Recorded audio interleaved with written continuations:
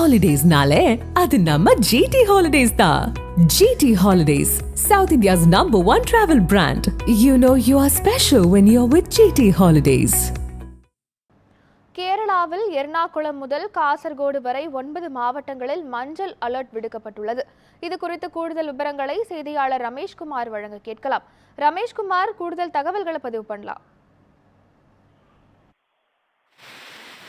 கேரளாவை பொறுத்த அளவில் கடந்த சில நாட்களை ஒப்பிடும் பொழுது இன்றைய தினம் மழையின் தாக்கம் என்பது மிக மிக குறைந்திருக்கிறது.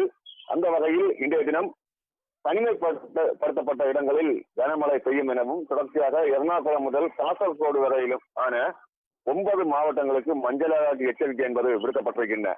அது மட்டுமின்றி கனமழையுடன் மணிக்கு 50 கிலோமீட்டர் வேகத்தில் காற்று வீசும் எனவும் தொடர்ச்சியாக கடல் அலை ஆக்ரோஷமாக எழும் எனவும் வானிலை மையம் எச்சரிக்கை விடுக்கப்பட்டிருக்கிறது.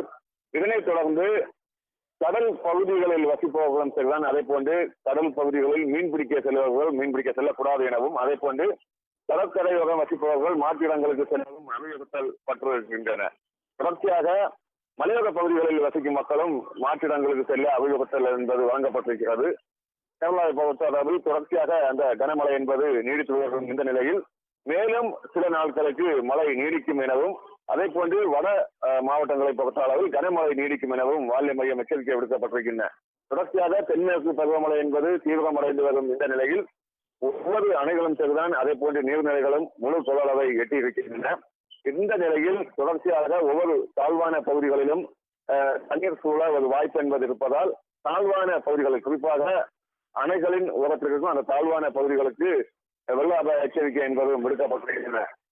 மழை மேலும் நீடிக்கும் பொழுது ஒவ்வொரு அணைகளிலிருந்தும் உபரி நீர் திறந்துவிட வாய்ப்பு இருப்பதால் ஒவ்வொரு பகுதிகளிலும் அந்த முன்னெச்சரிக்கை நடவடிக்கை என்பது தீவிரப்படுத்தப்பட்டிருக்கின்றன. ஆஷா,